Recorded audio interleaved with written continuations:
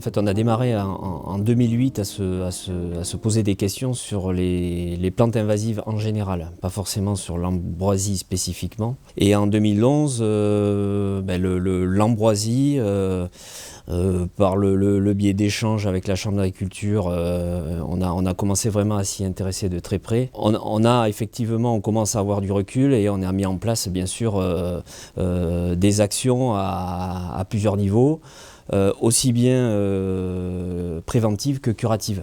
En termes de lutte, donc en préventif, c'est essentiellement bien sûr de la surveillance, mais c'est aussi éviter le déplacement des terres qui vont contenir des graines. Donc sur les routes départementales, il y a du curage de fossés, il y a des saignées qui permettent d'assainir, il y a du dérasement. Donc tout ça est un risque de propager la graine d'ambroisie par le déplacement des terres. Ensuite, la grande question, c'est sur le fauchage, bien sûr, plus en curatif, où là, on le sait, la route est un élément qui va conduire à disperser la graine, puisque c'est un des facteurs de dispersion. La route va être un facteur de propagation.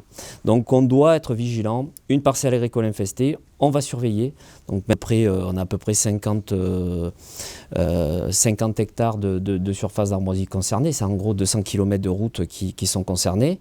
Et les agents ont des applications sur leur téléphone qui leur permet à l'instant T, un repérage GPS, de pouvoir dire à tel endroit j'ai repéré de l'ambroisie, il va falloir mener une action. Donc ça nous donne une cartographie en fait au bon moment du niveau en fait de présence d'ambroisie sur nos routes départementales et du coup de déclencher les bonnes interventions. Une des premières façons de limiter l'ambroisie sur nos routes départementales, c'est déjà de garder une végétation spontanée en place. Donc on va limiter en fait le fauchage. Et on va limiter le fauchage à une notion de sécurité. D'occuper l'espace et d'avoir cette végétation-là va limiter en fait la germination de l'ambroisie.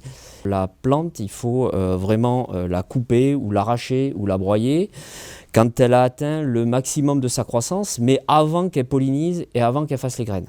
Voilà, on sait qu'à ce moment-là, c'est là où l'action est la meilleure. On a également tout un travail sur l'ensemencement hydraulique de tous nos travaux. C'est-à-dire qu'on va déraser des bords de route, on va faire des saignées, on va faire des travaux neufs, donc des talus à nu. On va venir amener de la semence locale, semence herbacée, qui va occuper l'espace de façon dense et qui va aussi limiter la propagation de l'ambroisie. On voit l'évolution sur ces 3 dernières années où on a tous les ans divisé par 2 la présence d'ambroisie sur ces territoires-là. Quand il faut la déclencher, ça répond présent et les moyens sont mis pour le faire. Donc ça, c'est très important. Mais c'est primordial. Si on ne lutte pas ensemble, de toute façon, l'ambroisie qui reste à un endroit, elle se propage sur l'autre et on n'en finit plus.